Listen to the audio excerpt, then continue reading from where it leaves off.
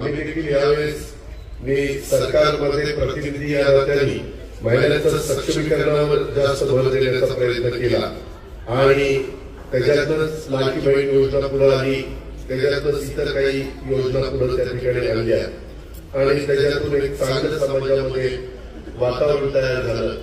डिसेंबरचे पैसे पण मला वाटतं ह्याच महिन्यात सगळ्यांना मिळाले असतील। थोडा उशीर झाला, आचारसंहितेच्या काळामध्ये आम्हाला काही मर्यादा आलेल्या होत्या, परंतु डिसेंबरचे पण रक्कम माझ्या मायबाबूंच्या डिग्रीला गेली असेल।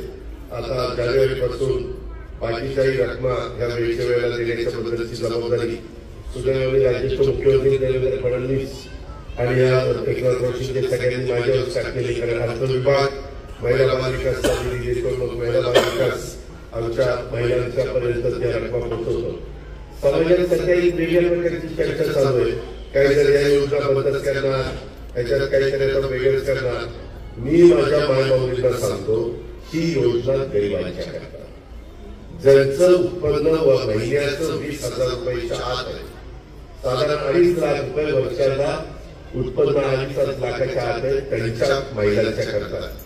आता ज्या महिलांच्या घरी गाड्या घोड्या असतील, म्हणजे 4 चाकी वाहन, त्याचा 1,500 रुपये ही गरिबांच्या करता, गरजू महिलांच्या करता। माझ्या भाषेत सांगायचं झालं तर जी आमची खुरपणीला जाती, जी मोलमजुरी करते, जी दिवसभर कुठेतरी भाजी पाठीमध्ये घेऊन विकते आणि मग संध्याकाळी तिची चूल पेटते किंवा फळं घेते विकते, केळी घेते विकते, किंवा काही जण आमचे झाडपोता करतात, गुरं भांडी करतात। काही जण माझ्या महिला एका दिवशी 4-4 घरात स्वयंपाक, तिथं पोळ्या लाटणं, भाजी 2 करणं, डाळ भात करणं, असं करून त्या पुढे जात असतात। अशा ज्या गरजू महिला आहेत की ज्यांना कुठलाच आधार नाही, अशांच्या करता ही योजना आणली।